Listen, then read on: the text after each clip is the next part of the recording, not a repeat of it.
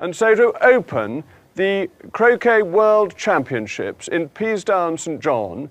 This region is also home to a Tory politician with a big reputation. Where Somerset leads, the world follows. Jacob Rees-Mogg is a proud local member who served his constituency for 6 years. To wish the contestants the best of luck. Eton-educated and slightly eccentric, they joke about him being the honourable member for the early 20th century.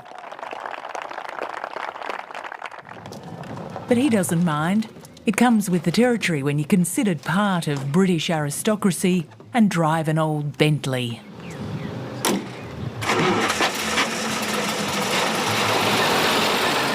I believe in freedom and I believe in democracy. And those are old-fashioned values, but they're also modern values.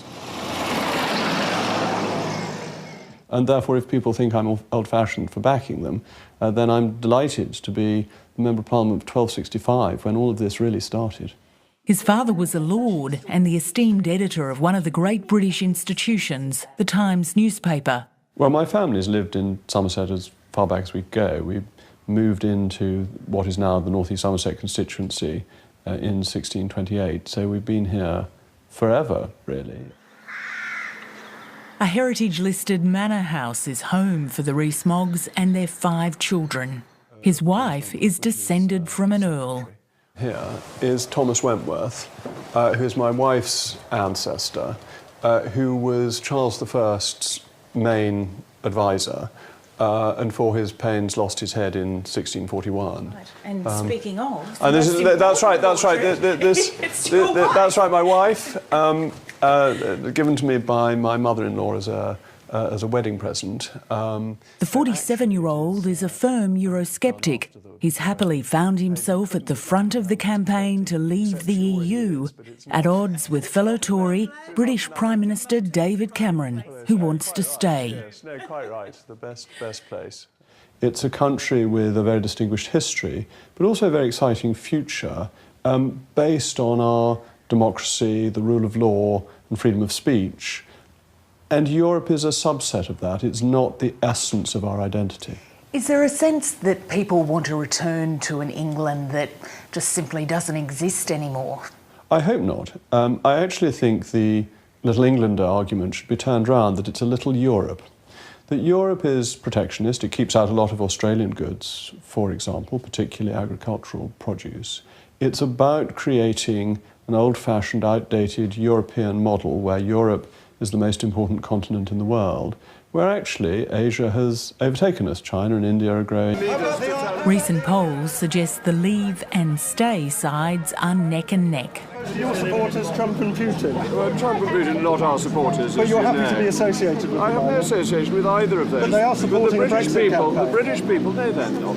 Well, the British people are not going to be lectured by foreign leaders about our democracy. He's very charming, very articulate man. He's certainly a gentleman. He's well respected. But I think on this issue, he's just wrong. It's a fanciful idea. They have not made it work, have they? The EECS, they have not made it work, and they're unlikely to make it work. They're too blatant. To my mind, it's an absolute no-brainer. I think if we come out, we'll be worse off in so many ways. All you're doing is doing what you're told by foreign leaders. No one really knows what will happen if the UK leaves the EU. There is very little concrete information. The stay side's predictions are grim. High unemployment, a falling sterling and £4,000 less per year in the pockets of voters. Codswallop, according to Mr Rees-Mogg. How are these? They haven't yet come out with the plague of frogs and the death of the firstborn and the plague of locusts. I expect that will come in the last few weeks. I think the Remain side have become so absurd in their claims as to look ridiculous. And the Prime Minister even suggested we might go back to war if we left the European Union. This is just silly. It's trying to scare people into doing something with fantasies, with children's tales, with beware of the bogeyman. Well, you can talk about trade and regulations, but at the end of the day, this has become a campaign about immigration. Well, actually, it's come down to democracy. Who's in control? Do we vote for a government that can govern us, or do we have our laws made in Brussels?